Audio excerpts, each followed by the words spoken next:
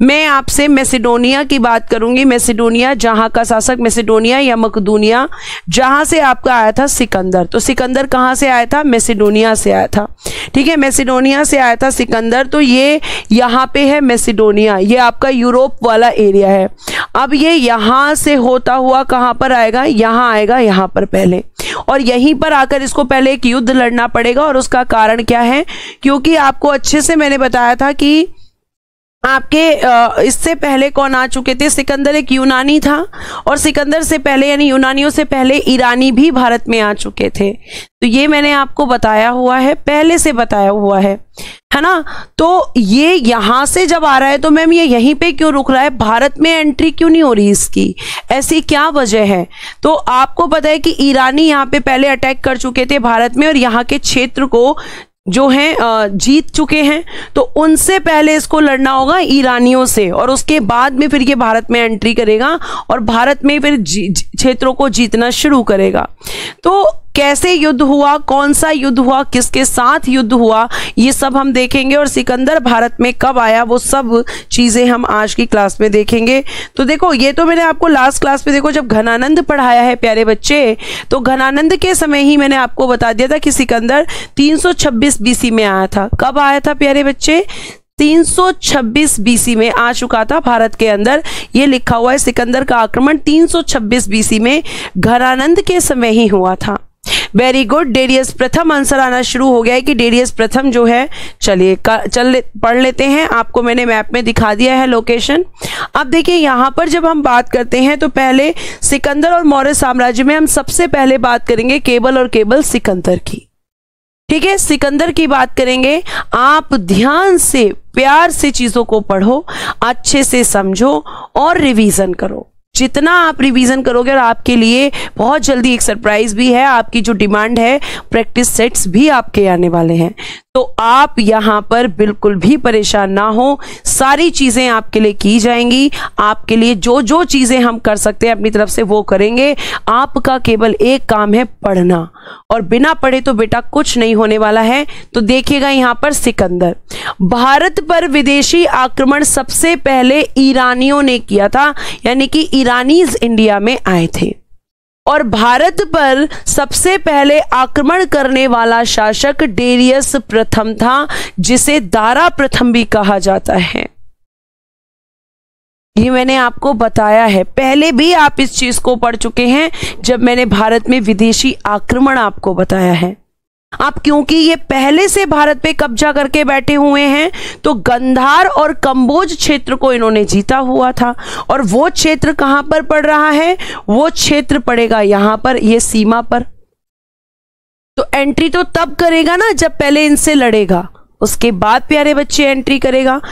तो आपको ये ध्यान रखना है कि यहां पे आपका कह सकते हैं कि भारत पर सबसे पहले आक्रमण करने वाला जो शासक है वो डेरियस प्रथम था। और डेरियस प्रथम के अगर हम वंश की बात करेंगे, इनके डायनेस्टी की बात करेंगे, तो हखमनी साम्राज्य इनके वंश का नाम है।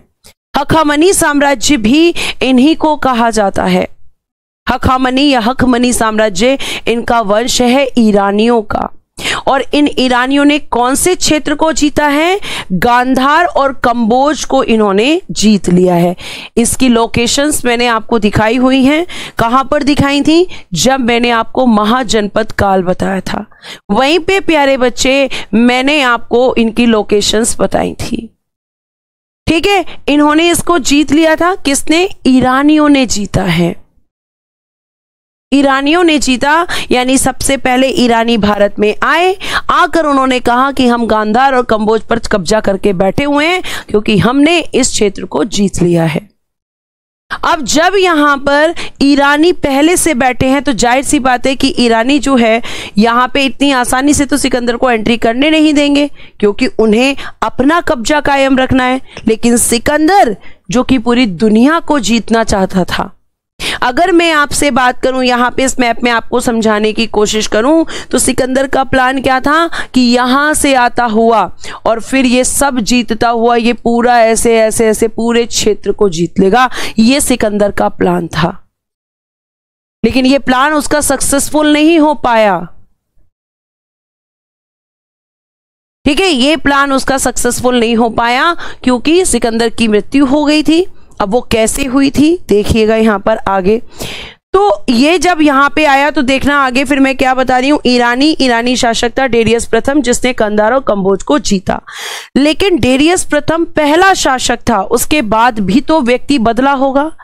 जब सिकंदर भारत में आया उस समय कौन ईरानी शासक था, ये हमसे प्रश्न पूछा जाएगा। आगे देखिएगा, ईरानियों के बाद यूनानी यानी कि सिकंदर का आक्रमण हुआ। गोगामाला उरुवेले का युद्ध 331 बीसी में डेरियस थर्ड और सिकंदर के बीच हुआ। ये डेरियस प्रथम कौन है, ये आपका ईरानी है, और सिकंदर कौन है, ये यूनानी है। तो इन दोनों के बीच में लड़ाई हुई, युद्ध हुए, युद्ध होना शुरू हो गया। और जब युद्ध हुआ तो प्रश्न पूछा जाता है कि इस युद्ध का नाम क्या था। तो गोगामाला या उरुवेला का युद्ध इसको कहा जाता है, तो जो कि 331 बीसी में हुआ। और इस युद्ध में कौन जीता, तो बेटा सिकंदर इस युद्ध में जीत चुका था। सिकंदर इस युद्ध को जीत गया और सिकंदर की भारत में एंट्री यहां पे हो गई। ठीक है, और एक और फैक्ट लिखना, यहीं पे मैं आपको लिखवाऊंगी, पहले आप इतना नोट कीजिएगा। आपसे एक प्रश्न और पूछा जा सकता है कि चलो कंबोज और गांधार पे जो वाला कंबोज और गांधार वाला जो क्षेत्र था उस पे किसका शासन था, उस पे कब्जा किसका था, ईरानियों का। शासक कौन है इस समय, घनानंद है। घनानंद को बता दिया चाणक्य ने, लेकिन उसे कोई लेना देना नहीं है। अब यहां पर जब वो आगे की तरफ बढ़ेगा तो सिंध वाला जो क्षेत्र है, सिंध वाले क्षेत्र में भी तो कोई राजा होगा, सिंध वाले क्षेत्र में कोई राजा होगा। यानी कहने का मतलब है कि अगर हम मैप की तरफ वापस से जाएं और मैप में देखें यहां पर, तो आपने यहां पे जीते। अब यहां जो सिंध वाला जो क्षेत्र है, यहां का भी तो कोई शासक होगा, वो भी तो कोई शासक होगा। तो वहां का शासक कौन था और उसने नहीं रोका क्या, उसके साथ कोई युद्ध नहीं हुआ क्या, कोई युद्ध नहीं हुआ क्या उसके साथ में मैम। तो देखो यहां पे क्या है, यहीं पे मैं लिखवा देती हूं आपको अगली स्लाइड में ही। थोड़ा सा देखिएगा यहां पर बेटा, थोड़ा नोट करने का काम आप थोड़ा जल्दी किया करो।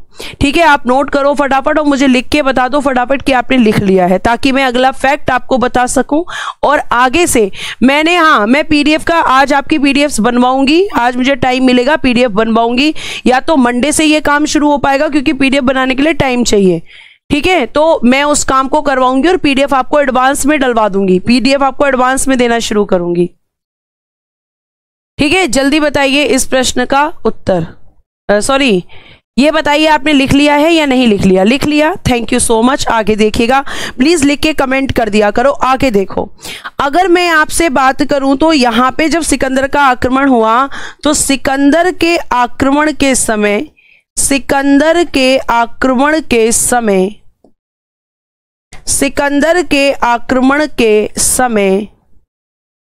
सबसे पहले सुनो, समय तक्षशिला समझ रहे हो, जहां पे आचार्य चाणक्य जो हैं एक टीचर थे या आचार्य थे। ठीक है, तो सिकंदर के आक्रमण के समय तक्षशिला का शासक आंभिक था। तक्षशिला का शासक कौन है प्यारे बच्चे, आंभिक यहां का शासक है। और प्यारे बच्चे एक शासक, ध्यान से सुनना, ये आंभिक था। और आपको एक और चीज ध्यान रखना है कि सिकंदर के आक्रमण के समय ही पुरु क्या है, पुरु पंजाब के सिंध वाले क्षेत्र में, पंजाब के सिंध क्षेत्र में पुरु का शासन है। पुरु राजा थे पंजाब के सिंध वाले क्षेत्र में। ये पुरु कहाँ के, पंजाब के सिंध वाले क्षेत्र में राजा हुआ करते थे, राजा थे। अब ध्यान से मेरी बात सुनना, यहां कहानी के थ्रू तुम्हें मैं बताऊंगी। ठीक है, तो यहां पे जब आंभिक, यहां का राजा है तक्षशिला का, और पंजाब का जो सिंध वाला क्षेत्र है उसका राजा कौन है, तो उसका राजा है पुरु। अब पुरु और आंभिक के बीच में, जो आंभिक है ये पुरु से चिढ़ता है, इन दोनों के बीच में आपसी दुश्मनी है। जी, पोरस भी इसी को कहा जाता है, पुरु या पोरस। ठीक है, पुरु कहें या पोरस कहें, एक ही बात है। तो ये आपका यहां पर बेटा जब यहां पे आ रहा है सिकंदर, तो आम्बिक ने क्या किया, आम्बिक ने बोल दिया कि मेरी तरफ से कोई दिक्कत नहीं है। इसने तुरंत अपने घुटने टेक दिए, क्योंकि ये चाहता था कि इस वाले क्षेत्र पर अटैक हो। ये अपने दुश्मन, जो दुश्मन किसको मान रहा है आम्बिक, पुरु को, पुरु को दुश्मन मान रहा है, और सिकंदर से कह रहा है कि मैं हार गया भाई, आप एंट्री कर लो, आप जाओ। लेकिन पुरु जो है वो एक, कह सकते हैं कि यहां पे आपको ध्यान रखना है कि पुरु एक शक्तिशाली राजा है, और वो इतनी आसानी से मानने वाले नहीं हैं। तो जो सिकंदर है उसका, पुरु जो पंजाब के राजा हैं, सिकंदर और आपका भारतीय शासक हैं जो कि पुरु हैं या पोरस जिनको आप कहते हैं, इन दोनों के बीच में होगा युद्ध, क्योंकि पुरु एक बलशाली शासक हैं जो सिकंदर को भारत में आने से रोकेंगे। अब ध्यान से सुनना, मैं आपको बताने जा रही हूं, ठीक है, ध्यान से सुनना। तो यहां पे प्यारे बच्चे आप लिखेंगे कि सिकंदर का भारतीय शासक, सिकंदर का भारतीय शासक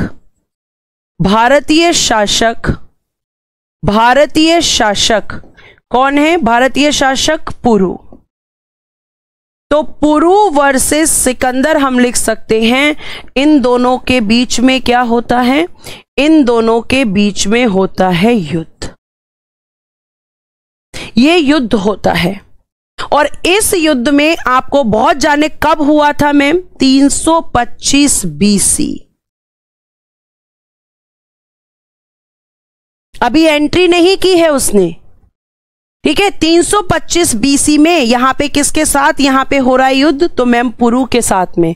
पहले कंबोज और गांधार को जीत लिया भाई, तक्षशिला के शासक ने कुछ बोला ही नहीं, उसने बोला कि ठीक है भाई, बहुत बढ़िया, हम तुम जाओ, मुझे कोई दिक्कत नहीं है। फिर यहां आया, अब पुरु तो लड़ाई लड़ रहे हैं, लेकिन दिक्कत यह है कि यहां पे जब इन दोनों के बीच में युद्ध हो रहा है तो क्वेश्चन पूछा जाता है कि किस नदी के किनारे हुआ था। तो ये युद्ध प्यारे बच्चे झेलम नदी के किनारे हुआ है, झेलम नदी के किनारे। और आपको अच्छे से मैंने बताया था कि झेलम नदी को वितस्तता भी कहा जाता है, और इसी झेलम को हाइडेस्पिज भी कहा गया है, इसलिए इसे हाइडेस्पिज या झेलम या वितस्तता का युद्ध भी कहा जाता है।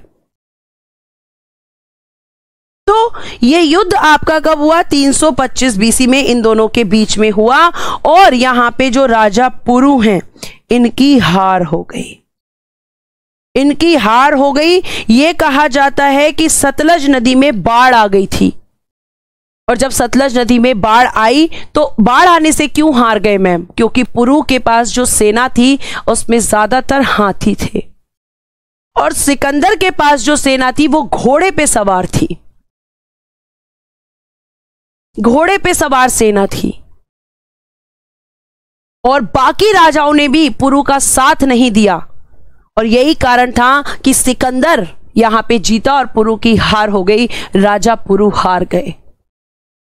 और राजा पुरु को सिकंदर ने कैदी बना लिया, और हम किताबों में पढ़ते हैं बचपन में कि सिकंदर ने पूछा बताओ, तो बताओ कि यहां पर जो आपका साथ व्यवहार है वो कैसे किया जाना चाहिए।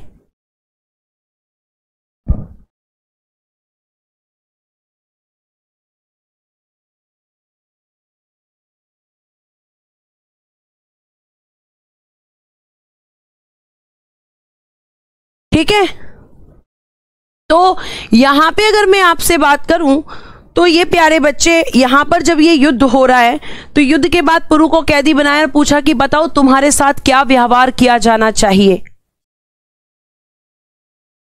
क्या व्यवहार करूं मैं तुम्हारे साथ। तो उन्होंने कहा कि जो एक राजा दूसरे राजा के साथ व्यवहार करता है वही व्यवहार तुम्हें मेरे साथ करना चाहिए, वही व्यवहार तुम्हें मेरे साथ करना चाहिए। अच्छा 1 मिनट रुक जाइए, ठीक है, ठीक है, वही व्यवहार तुम्हें क्या करना चाहिए, वही व्यवहार तुम्हें मेरे साथ करना चाहिए। अब वहीं पे इसकी पत्नी बैठी हुई थी सिकंदर की, जिसका नाम था रेक्सोना। रेक्सोना बहुत सुंदर थी और यह कहा गया कि रेक्सोना जो है पुरु को देखकर मुस्कुरा गई। तो सिकंदर ने कहा कि भाई तुम क्यों मुस्कुरा रही हो, क्यों मुस्कुरा रही हो तुम इतना। तो यह कहा जाता है कि सिकंदर ने राजा पुरु को अपनी पत्नी रेक्सोना से राखी बंधवा दी थी कि आज से ये तुम्हारा भाई है। और कहीं कहीं यह भी लिखा हुआ मिलता है प्यारे बच्चे, यह भी लिखा हुआ मिलता है कि आगे के जो अभियान भारत में हुए सिकंदर के, वो आगे के अभियानों में जो आपका सिकंदर है उसका साथ पुरु ने भी दिया है। ऐसी भी चीजें देखने के लिए मिली हैं। तो ये मैंने आपको यहां पे लिखकर एक कहानी सुनाई। अब इसको आप पीडीएफ से सुनो। देखो यहां पीडीएफ देखो यहां पर। अब देखो यहां तक हमने चीजों को पढ़ा प्यारे बच्चे, ये एक्स्ट्रा पेज ऐड हो गया, चले कोई बात नहीं। अब देखो जरा सिकंदर के बारे में। सिकंदर, सबसे पहले सिकंदर की हम बात करें तो मकदूनिया या मैसेडोनिया का शासक है। इसके पिता का नाम फिलिप, ठीक है, हम कह सकते हैं फिलिप सेकंड लिखना, यहां पर सेकंड नहीं लिखा गया, फिलिप सेकंड, क्योंकि फिलिप एक सेनापति भी है इसका। तो फिलिप सेकंड इसके पिताजी हैं। माता का नाम ओलंपिया है। उपनाम इसका अलेक्जेंडर द ग्रेट इसको कहा जाता है। हाँ जी, जेलस फील होगा, बिल्कुल फील होगा भैया। पत्नी किसी को देख के मुस्कुराएगी तो किसको जेलसी नहीं होगी, है ना। तो बिल्कुल जेलसी होगी और ये सच बात है, इसको तुम झूठ मत मानो भाई। रेक्सोना राखी बांधती थी पुरु को, सही बात है ये बिल्कुल एकदम। तुम जो है इसको हंसी में ले रहे हो, मजाक कर ले रहे हो, मजाक नहीं है, हकीकत है ना। हाँ जी बिल्कुल। बताओ आपके साथ क्या सलूक कर दिया जाए, छोड़ दिया जाए या मार दिया जाए, बिल्कुल। तो अब देखो यहाँ पे अलेक्जेंडर द ग्रेट इसका निकनेम है, लेकिन आपको क्या लगता है हमें इसे ग्रेट कहना चाहिए? क्या इसने हमारे लिए कुछ ऐसा किया कि जिसकी वजह से हम इसे महान कहें? नहीं मैम, इसने ऐसा कुछ नहीं किया, इसने ऐसा कुछ नहीं किया। अलेक्जेंडर द ग्रेट अगर इसको यूरोपीय कल्चर, यूरोपीय साहित्य इसको मानता है तो वो ठीक है, लेकिन अगर मैं आपसे यहां पे बात करूं तो यहां पे ये बिल्कुल नहीं मानेगा। हमारा देश क्यों माने इसको, बताओ क्यों माने? इसने कौन सा हमारे लिए अच्छा काम किया है? इसने तो यहां के तबाही मचाई है ना। तो हम इसको क्यों कहें महान? हम तो नहीं कहेंगे। आगे देखिए नेक्स्ट। भारत में 326 बीसी में आया और वापस 325 बीसी में कहा, और यह कहा जाता है कि सिकंदर कुल 19 महीने लगभग में अप्रोक्सीमेट में मान सकते हो कि अप्रोक्सीमेट 19 महीने में यह आपका भारत में रहा, लगभग 19 महीने। ठीक है, आगे देखिए। फिर मैंने आपको आगे बताया सिकंदर का भारतीय शासक से युद्ध हुआ। इस युद्ध को हाइडेस्पिस झेलम या वितस्तता युद्ध कहते हैं। यह युद्ध बेटा देखो कहीं कहीं पे 325 बीसी भी है, लेकिन मैंने आपके कहने से तुरंत उसको हटा दिया। इसको भी ठीक कर देती हूं मैं, ठीक है, मुझे पता है, लेकिन मैं आपको यह बोलूंगी कि ये दोनों ही डेट्स मान्य हैं। ठीक है, इस युद्ध के बाद में फिर युद्ध ही नहीं हुआ, इसलिए इसको 325 भी माना जाता है। ठीक है, लेकिन आप यहां पे लिख दीजिएगा इसको 326 बीसी।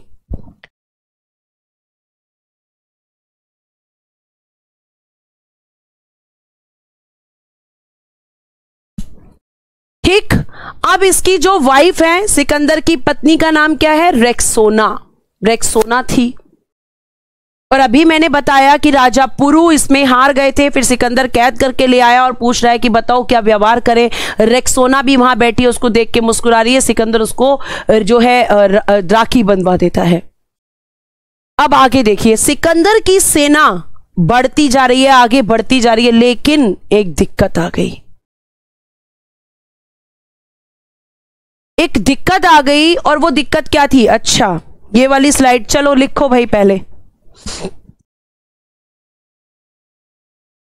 बताओ, चलो लिख के फटाफट बताना है।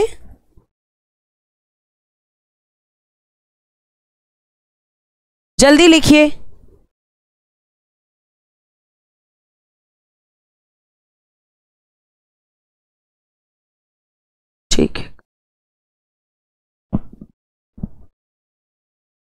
ठीक है, चलो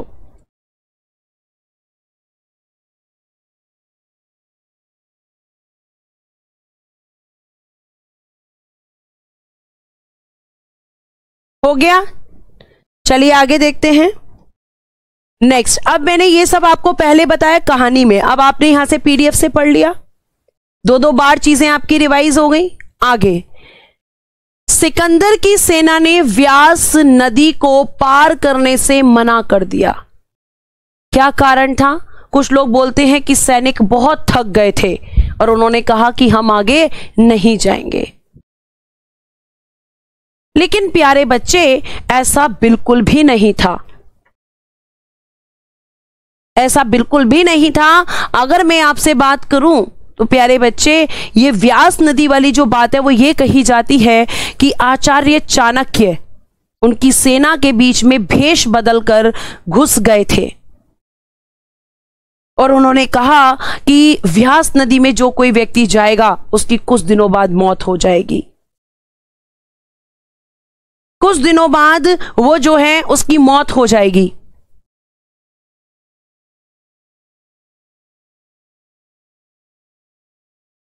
ठीक है, कुछ दिनों बाद। बेटा मैं ये युद्ध का किस्सा खत्म करती हूं, नहीं तो आप लोग कमेंट करते जाओगे।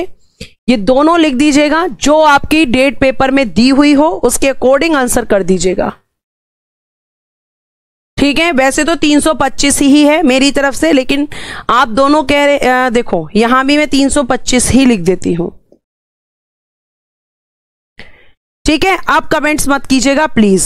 अब देखिए यहां पर अलग अलग साइट्स में अलग अलग चीजें होती हैं, कंफ्यूज होती हैं।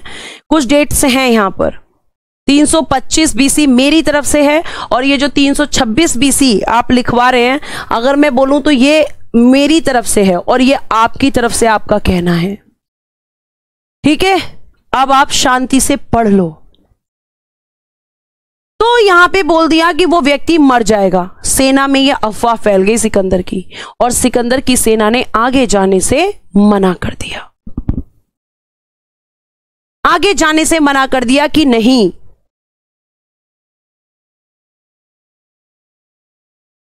हम नहीं जाएंगे आगे। ठीक है, उसके बाद एक क्वेश्चन पूछा जाता है कि सिकंदर के गुरु का नाम क्या था। ये किसके गुरु की हम बात कर रहे हैं? सिकंदर के गुरु, सिकंदर के गुरु। सिकंदर के गुरु का नाम है अरस्तु। ठीक है, इनके गुरु का नाम है अरस्तु। और प्यारे बच्चे सुन लो बेटा, ये जो आपकी बातें होती है ना कि आपके पास एग्जैक्ट डेटा नहीं है, क्योंकि ये एग्जैक्ट डेटा बुक्स में ही नहीं है, लेकिन मैं आपको पहले ही बता रही हूं, मैं 326 बीसी को हटा ही देती हूं। ठीक है, मैं पूरी तरीके से इसे हटा देती हूं अगर आपका ऐसा कहना है, क्योंकि मेरी तरफ से 325 बीसी है, 326 बीसी नहीं है।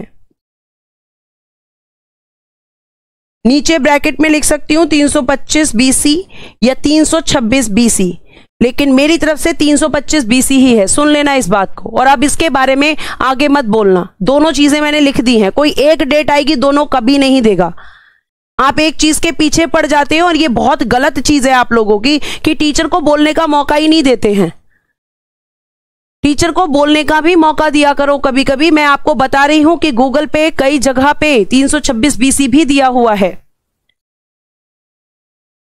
तो इसलिए आप कंफ्यूज हो रहे हैं। जी गूगल 326 देखो, आदित्य कह रहे हैं, मैं तो पहले ही बोल रही हूं, मैंने रिसर्च कर लिया है तभी आपसे बोल रही हूं। ठीक है, कि 325 या 326 बीसी ये दोनों डेट्स यहां पर मानी जाती हैं। अब एग्जामिनर आपको कोई एक डेट देगा, दोनों कभी नहीं देगा। एक चीज के पीछे पड़ जाते हो। ठीक, तो इनके गुरु का नाम है अरस्तु और अरस्तु के गुरु का नाम है प्लेटो और प्लेटो के गुरु का नाम है सुकरात। यह आपको ध्यान रखना है कि अरस्तु के गुरु का नाम है प्लेटो और प्लेटो के गुरु का नाम है सुकरात। यह आपको पूरा बता दिया मैंने। अगर हम बात करेंगे तो अरस्तु की किताब का नाम है पॉलिटिक्स, पॉलिटिक्स इनकी बुक है। प्लेटो की जो बुक का नाम है वो है रिपब्लिक। और अगर आपसे कोई पूछे कि सुकरात की क्या बुक थी मैम, तो आप कहेंगे कि इनकी कोई बुक नहीं थी, इसकी कोई बुक नहीं थी। ठीक है, 325 लिखो बेटा।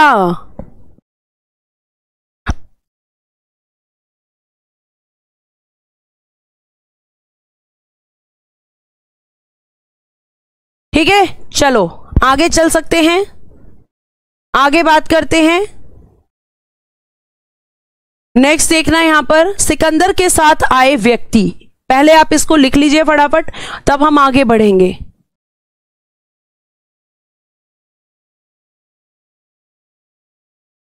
अब आप कितने भी कमेंट्स करते रहे डेट को लेकर, मैं कोई बात ही नहीं करने वाली हूं जब मैंने अपनी बात रख दी है। चलिए बताइए आगे, लिख के बताइए फटाफट।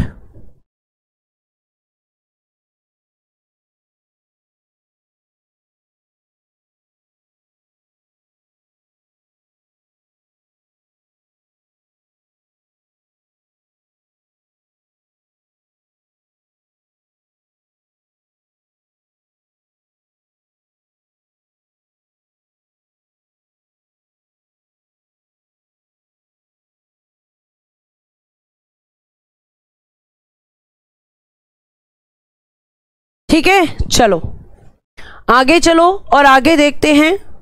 यहां पर देखिए, सिकंदर के साथ आए व्यक्ति, सिकंदर के साथ कुछ व्यक्ति आए हैं और सिकंदर के साथ जो व्यक्ति आए उनके बारे में थोड़ा जान लीजिए, क्योंकि इनसे अभी देखेंगे आपकी सेल्यूकस निकेटर, आगे जाके उसका जिक्र आएगा।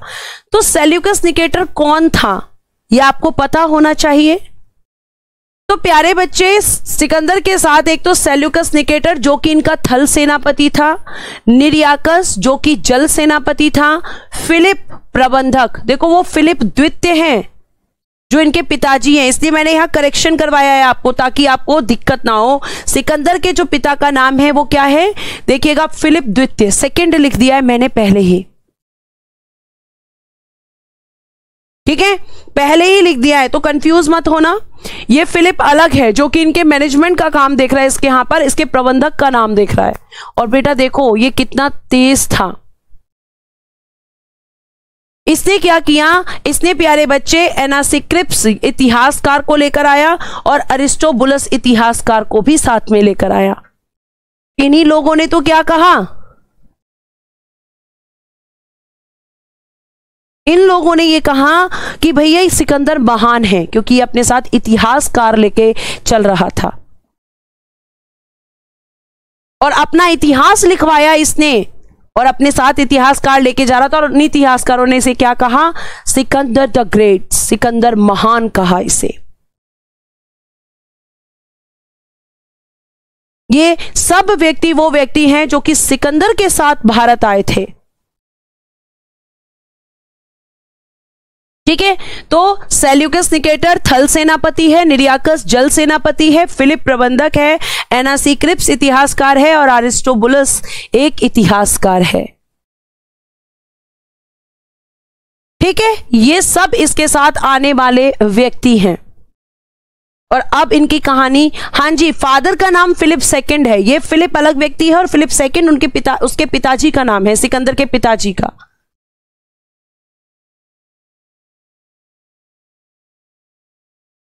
ठीक, नेक्स्ट देखिएगा आगे प्यारे बच्चे, आगे हम चलेंगे और आगे देखेंगे सिकंदर की पसंदीदा पुस्तक बहुत पूछी जाती है, इलियड।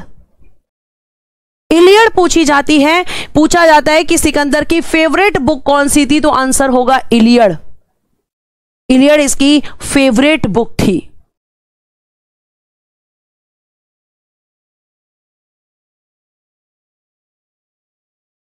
ठीक, और प्यारे बच्चे इसको किसने लिखा था, इसके राइटर कौन थे बुक के, होमर। होमर एक राइटर हैं जिन्होंने इलियड किताब को लिखा और इस इलियड किताब की वजह से कहा जाता है कि सिकंदर हमेशा इसको अपने साथ रखता था। इसमें विजय कैसे की जा सकती है वो बताया गया है। ठीक, उसके बाद प्यारे बच्चे सिकंदर के घोड़े का नाम बहुकेफला, जो आप उस दिन मुझसे बोल रहे थे कि बहुकेफला घोड़े का नाम है, हाँ, गौतम बुद्ध के घोड़े का बहुकेफला बोल रहे थे। तो बहुकेफला किसका घोड़ा है, सिकंदर का। और इस बहुकेफला के मरने के बाद यह कहा जाता है कि इसी पर सिकंदर ने सारे अभियान किए थे। और प्यारे बच्चे, जब इसकी मृत्यु हो गई तो कहा जाता है कि सिकंदर अंदर से टूट गया था। अंदर से तकलीफ हो रही थी उसको। और प्यारे बच्चे, उसी की याद में बहु केफला निकया नगर इसने बनाया सिकंदर ने, अपने घोड़े की याद में। देखो, कोई भी प्रिय व्यक्ति हो या कोई भी प्रिय जानवर हो, अगर आप उसे सच में प्यार करते हैं तो जानवरों को भी लोग संतानों की तरह प्यार करते हैं। और जब कोई भी प्रिय चीज हमसे दूर जाती है तो तकलीफ होती है। तो सिकंदर को भी वैसे ही तकलीफ हो रही थी। उसके बाद सिकंदर की मृत्यु 323 बीसी बेबीलोन इराक में हुई थी। और मैं आपको बता दूं कि जब इसकी मृत्यु हुई थी तो सिकंदर के जो हाथ है ना वो ऐसे फैले हुए थे। मतलब जब लोग इसको लेकर जा रहे थे, कहा जाता है कि बहुत बड़े बड़े राजा, इसके अंतिम जो सभा होती है जब कहते हैं वो, अगर आप वहां पे जा रहे हैं तो उसमें बहुत बड़े बड़े राजा शामिल हुए और उन्होंने देखा कि इस तरीके से हाथ फैले हुए हैं। तो बहुत सारे लोगों ने कहा कि ये गलत है। बहुत सारे लोगों ने ये चीज कही, लेकिन वहां जो लोग सिकंदर के करीबी थे उन्होंने कहा कि नहीं, ये सिकंदर की अंतिम इच्छा थी। वो सिकंदर कुछ संदेश देना चाहता था लोगों को, जो देश के लोग हैं उनको, कि देखो मैंने इतनी सारी चीजें जीती, लेकिन मनुष्य खाली हाथ आता है और खाली ही हाथ चला जाता है, ऐसा संदेश वो देना चाहता था। तो प्यारे बच्चे, सिकंदर की मृत्यु 323 बीसी बेबीलोन इराक में हो चुकी थी। तो सिकंदर की डेथ हो गई, जल्दी से नोट करें। और अब अगला पढ़ेंगे मौर्य साम्राज्य। वहां पे देखेंगे कि किस तरीके से चंद्रगुप्त मौर्य एक मौर्य वंश की स्थापना करते हैं।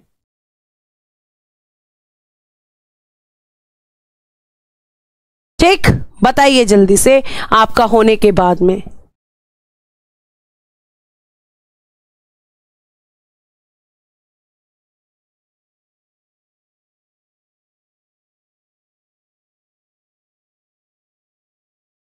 ठीक, बहुत बढ़िया। चलिए, हो गया। आगे देखिए नेक्स्ट प्यारे बच्चे, अगर हम बात करेंगे तो नेक्स्ट है आपका मौर्य साम्राज्य। मौर्य डायनेस्टी को हम पढ़ेंगे, जो कि 322 बीसी से 185 बीसी तक रहेगी।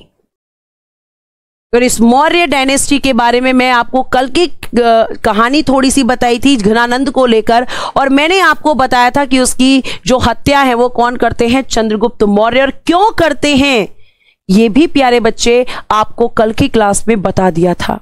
तो मौर्य साम्राज्य के संस्थापक कौन है, चंद्रगुप्त मौर्य हैं। राजधानी क्या बनाएंगे, पाटलिपुत्र। पाटलिपुत्र इनकी भी राजधानी रहेगी। और इनके प्रधानमंत्री कौन बनेंगे, आचार्य चाणक्य। वही आचार्य चाणक्य जिन्होंने चंद्रगुप्त मौर्य जैसे सम्राट को बनाया, वही आचार्य चाणक्य को ये अपना प्रधानमंत्री बनाते। और ये कहा जाता है कि चंद्रगुप्त मौर्य ने कभी भी आचार्य चाणक्य की किसी भी बात को मानने से इनकार नहीं किया। उन्हें अपना गुरु भी माना, उन्हें अपने पिता के समान माना। और साथ साथ में आपको बताऊं कि कभी भी इनकी बात को कभी इनकार नहीं किया। इनके प्रधानमंत्री जो ये आपके अन्य नाम किसके हैं मैम, तो प्यारे बच्चे ये अन्य नाम चाणक्य के हैं। आचार्य चाणक्य के अन्य नाम, इन्हें हम विष्णुगुप्त कहते हैं, इन्हें हम कौटिल्य कहते हैं, और इन्हें हम भारत की मैकियावेली भी इन्हें कहा जाता है। तो भारत का मैकियावेली मैम, ये मैकियावेली कौन है, ये मैकियावेली कौन है, तो प्यारे बच्चे ये एक पश्चिमी विचारक है। पश्चिमी विचारक हैं, या हम कह सकते हैं कि ये एक वेस्टर्न थिंकर है, वेस्टर्न थिंकर। और प्यारे बच्चे इसने एक बुक लिखी है, ध्यान से सुनना, बुक, और बुक का नाम है द प्रिंस। और एक और चीज सुनना, यहां पर आपके जो आचार्य चाणक्य हैं, आचार्य चाणक्य, इनकी पुस्तक, इनकी का मतलब है यहां पे कि चाणक्य, अगर इनकी समझ में ना आए तो चाणक्य की बुक की बात की जा रही है। और चाणक्य की बुक का नाम है अर्थशास्त्र। ठीक है, अर्थशास्त्र इनकी बुक का नाम है, अर्थशास्त्र। और अर्थशास्त्र राजनीति से संबंधित बुक है, ये एक पॉलिटिकल बुक है। हम क्या सोचेंगे, अर्थशास्त्र यानी कि इकोनॉमिक्स से संबंधित होगी, इकोनॉमिक्स से संबंधित होगी, लेकिन नहीं, ये राजनीति से संबंधित बुक है। चाणक्य ने मौर्य साम्राज्य के समय ये बता दिया था कि राज्य क्या होता है, एक राजा का क्या कर्तव्य होता है, राजा के साथ कौन कौन लोग होने चाहिए, ये सब इन्होंने इस किताब में बताया। और मैकियावेली ने इसी अर्थशास्त्र के ऊपर एक बुक लिखी थी, द प्रिंस। लेकिन यूरोपीय साहित्यकार क्या कहते हैं कि आचार्य चाणक्य ने मैकियावेली की पुस्तक की जो है कॉपी की थी, लेकिन ऐसा नहीं है, बल्कि इसने इस अर्थशास्त्र किताब की कॉपी की थी। तो द प्रिंस के लेखक हैं मैकियावेली और अर्थशास्त्र के लेखक है चाणक्य। ध्यान रखना प्यारे बच्चे, अर्थशास्त्र इनकी किताब होने का मतलब ये नहीं कि इसमें इकोनॉमिक्स की बात है, इसमें राजनीति की बात है। उन्होंने चंद्रगुप्त मौर्य के शासन प्रशासन अच्छे से चल सके, इसके लिए यह किताब लिखी थी। ठीक है, तो ये आपका पूरा। अब हम बात करेंगे संस्थापक जो है मौर्य साम्राज्य के, चंद्रगुप्त मौर्य, उनके बारे में। और यहां पर भी कुछ चीजें आएंगी जो मैं आपको बताऊंगी। ठीक है, लिख लिया होगा आई होप आपने। बहुत बढ़िया, बहुत बढ़िया, बहुत बढ़िया। ठीक है, आगे चलते हैं। नेक्स्ट देखिए, चंद्रगुप्त मौर्य, इनका शासनकाल 322 से 298 बीसी तक रहता है। और बेटा इनकी पत्नी दुर्धरा, वाइफ का नाम है दुर्धरा, इनके अन्य नाम था भारत का मुक्तिदाता। एंड्रोकोट्स और सेंड्रोकोट्स बड़ा इंपॉर्टेंट है, बहुत बार एग्जाम में पूछा गया है कि सेंड्रोकोट्स से चंद्रगुप्त मौर्य की पहचान किसने की, जस्टिन ने। ये सारे यूरोपीय इतिहासकार हैं। और इन्हें एंड्रोकोट्स किसने कहा, तो एपियन व प्लूटार्क ने कहा। ये दोनों इंपॉर्टेंट हैं। और सबसे ज्यादा क्या पूछा गया है कि सेंड्रोकोट्स की पहचान किससे की जाती है, चंद्रगुप्त मौर्य से किसने की थी, तो प्यारे बच्चे ये की थी जस्टिन ने, जस्टिन ने की थी। ये आपको ध्यान रखना है। जल्दी से लिखिए और आगे चलते हैं।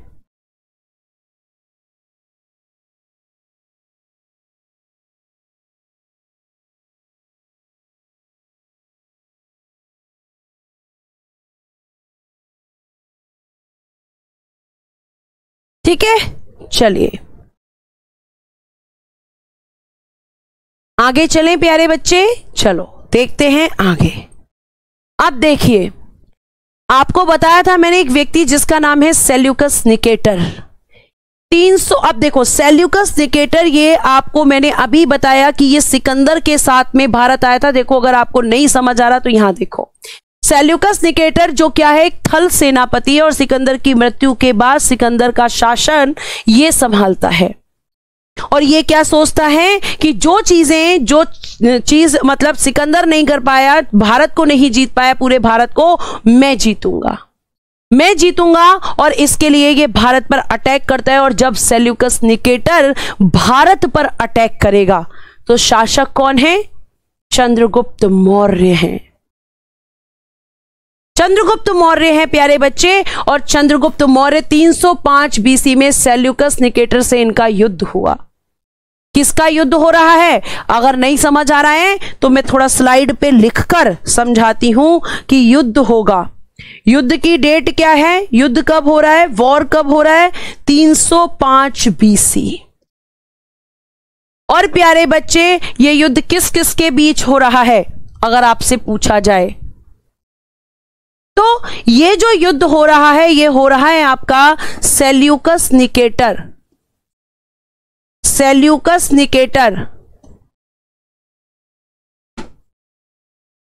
वर्सेस चंद्रगुप्त मौर्य। और इस युद्ध में फिर किसकी हार होती है? सेल्यूकस निकेटर हार जाता है।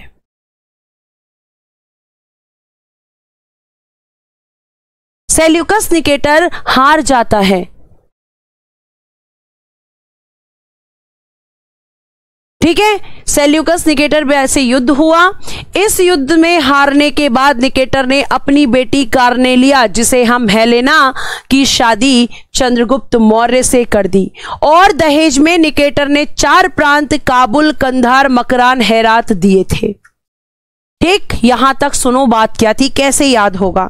जब आपका सिकंदर की मौत हो जाती है और सेल्यूकस निकेटर उसके साम्राज्य को संभालता है, तो सेल्यूकस निकेटर सोचता है कि जो काम सिकंदर पूरा नहीं कर पाया उसे मैं पूरा करूंगा, और वो भारत पर आता है अभियान के लिए। लेकिन कौन राजा है? चंद्रगुप्त मौर्य। ठीक है, चंद्रगुप्त मौर्य प्यारे बच्चे यहां पर राजा है और चंद्रगुप्त मौर्य से फिर सिकंदर का झगड़ा होता है। अब झगड़ा में ये हरा तो देता है सेल्यूकस निकेटर को।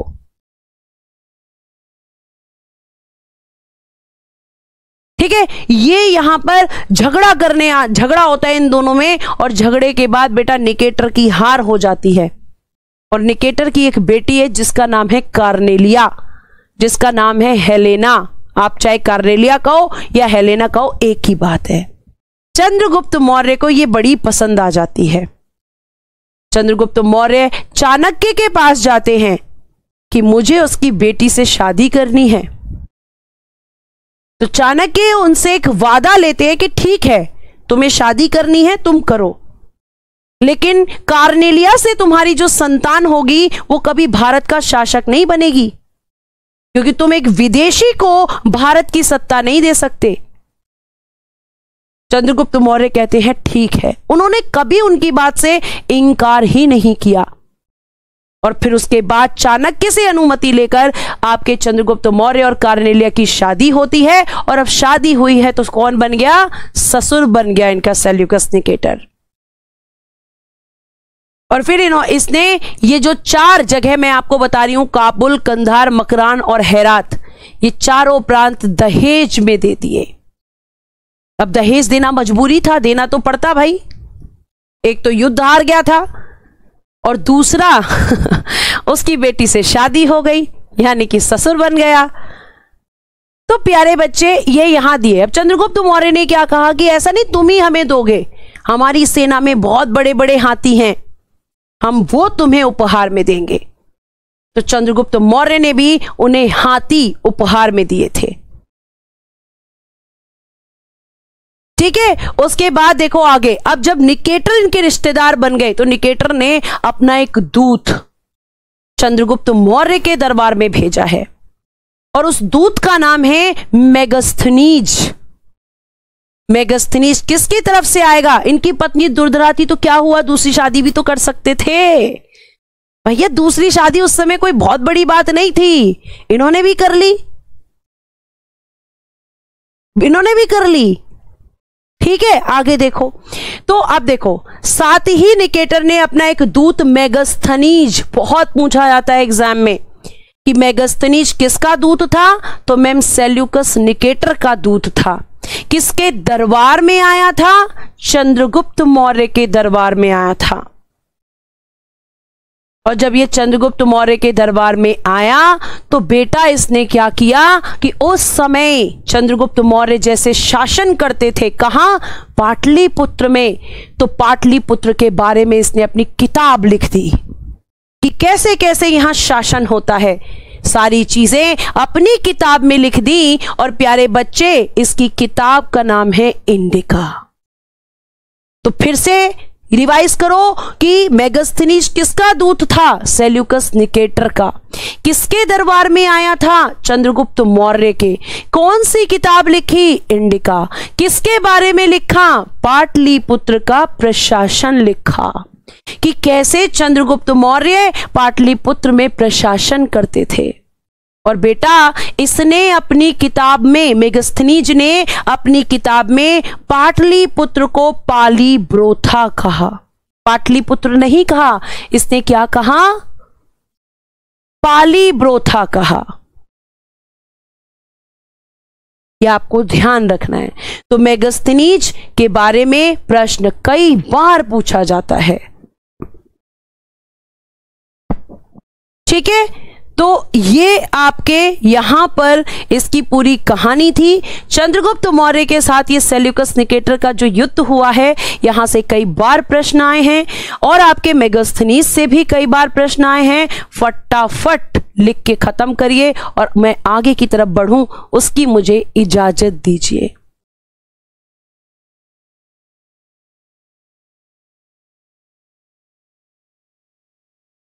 आगे चल सकते हैं, जल्दी से बताइएगा। Very good, thanks for response everyone. हाँ जी, पाली ब्रोथा कहा है। आगे देखिए, अब आपका एक आएगा जूनागढ़ अभिलेख। क्यों पढ़ा रही हो मैम यहां पर? इसलिए पढ़ा रही हूं कि इस जूनागढ़ अभिलेख से चंद्रगुप्त मौर्य का संबंध है, इसलिए आपको पढ़ा रही हूं। इस अभिलेख से किसका संबंध है? चंद्रगुप्त मौर्य का, जो कि रुद्रदामन ने जारी किया है। क्वेश्चन बहुत बार एग्जाम में पूछा गया है कि जूनागढ़ अभिलेख किसने जारी किया? तो रुद्रदामन ने जारी किया। और यह अभिलेख किस भाषा में लिखा गया था? तो संस्कृत भाषा में। आखिर ऐसा क्या है कि इसका संबंध चंद्रगुप्त मौर्य से है? तो इसमें सुदर्शन झील की जानकारी दी गई है। और सुदर्शन झील कहां पर है? गुजरात में है। गुजरात के सौराष्ट्र में सुदर्शन झील है, जिसके बारे में वर्णन आपको मिलता है प्यारे बच्चे जूनागढ़ अभिलेख में। और इसी जूनागढ़ अभिलेख से देखो, जूनागढ़ अभिलेख रुद्रदामन ने जारी कराया। इसी से सुदर्शन झील, जो कि सौराष्ट्र गुजरात का वर्णन मिलता है। इसका निर्माण चंद्रगुप्त मौर्य के राज्यपाल, ठीक है, इसका निर्माण चंद्रगुप्त मौर्य के राज्यपाल पुष्यगुप्त ने कराया था। यह इंपॉर्टेंट हो जाता है। और प्यारे बच्चे, संस्कृत में जारी पहला अभिलेख था, पहला अभिलेख था।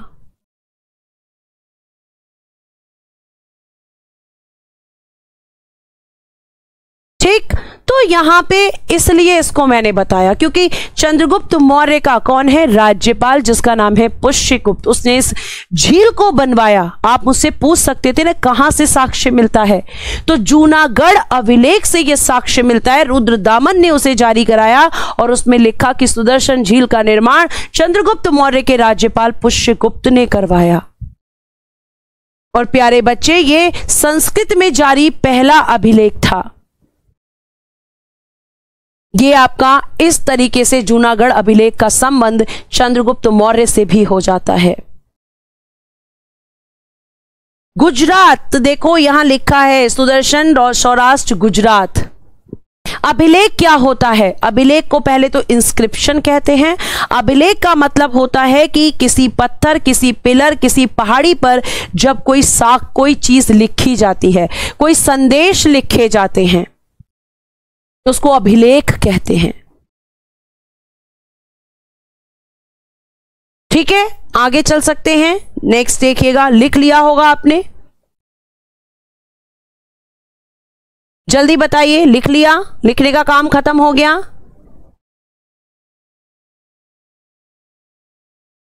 बहुत बढ़िया, चलो नेक्स्ट। अब देखो, आपको शुरू में ही बताया था कि चंद्रगुप्त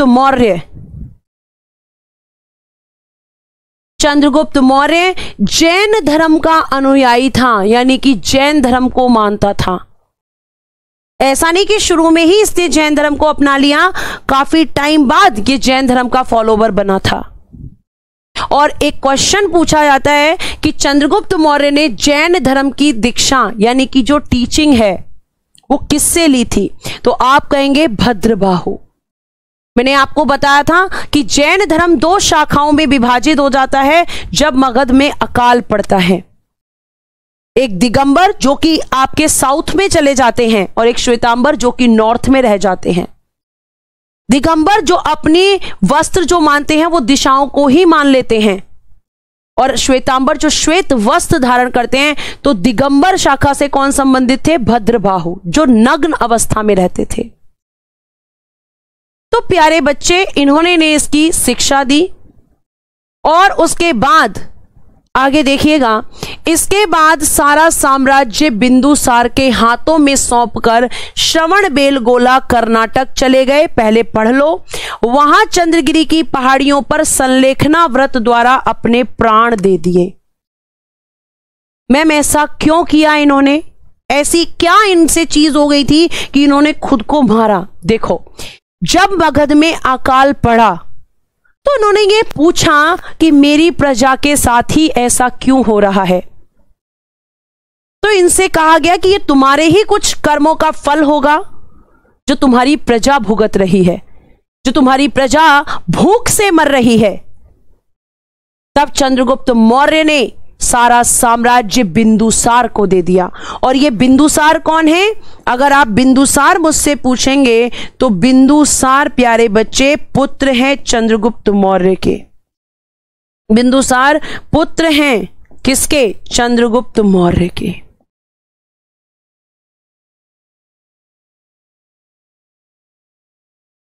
चंद्रगुप्त मौर्य के अपने पुत्र को सारा साम्राज्य दिया और कहा कि मैं भी वैसे ही अपने प्राण त्यागूंगा जैसे मेरी प्रजा मर रही है। और ऐसा कहकर ये श्रवणबेलगोला कर्नाटक मतलब साउथ में चले गए। और वहां पर एक पहाड़ियां हैं जिनका नाम है चंद्रगिरी की पहाड़ी। और यहां पर संलेखना व्रत, ये संलेखना व्रत क्या होता है मैम? ये कैसी विधि होती है, कैसा व्रत होता है? तो प्यारे बच्चे, ये आपका पहला तो जैन धर्म से संबंधित है, जैन धर्म से संबंधित। और इस विधि में जब मनुष्य को लगता है कि अब मेरे प्राण जाने वाले हैं, मैं मरने वाला हूं, तो इस विधि में मनुष्य खाना पीना छोड़ देता है। मरने से पहले ही खाना पीना छोड़ देता है। और प्यारे बच्चे, जब खाना पीना छोड़ देता है उसके बाद उसकी मृत्यु होगी। जाहिर सी बात है भाई, बॉडी को जिस चीज की नीड है आप नहीं दे रहे तो मृत्यु हो जाएगी। यानी संलेखना विधि में व्यक्ति भूखा प्यासा रहकर अपने अंतिम समय में अपने प्राणों को त्याग देता है। उसे ही हम क्या कहते हैं? संलेखना व्रत या संलेखना विधि कहते हैं। अनुयायी का मतलब सुशील कुमार मैंने वहां भी बताया था, फॉलोवर होता है, जो उस चीज को मानता है। यानी कि ये जैन धर्म को मानने लगे थे।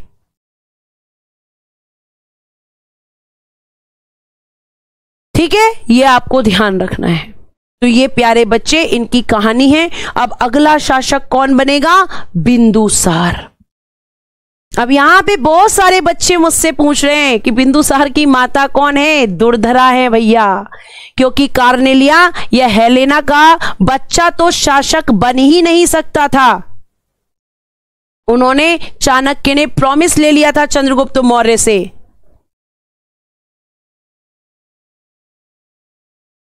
ठीक है, तो अब हम कहां? तो प्यारे बच्चे, अगर हम बात करते हैं तो बिंदुसार अगला शासक जो कि चंद्रगुप्त मौर्य का बेटा है, इनके बारे में हम अगली क्लास में पढ़ेंगे। आज के लिए क्लास को हम यहीं विराम देते हैं। आई होप आपको चीजें समझ में आई होंगी। धन्यवाद, bye bye, take care and good day everyone.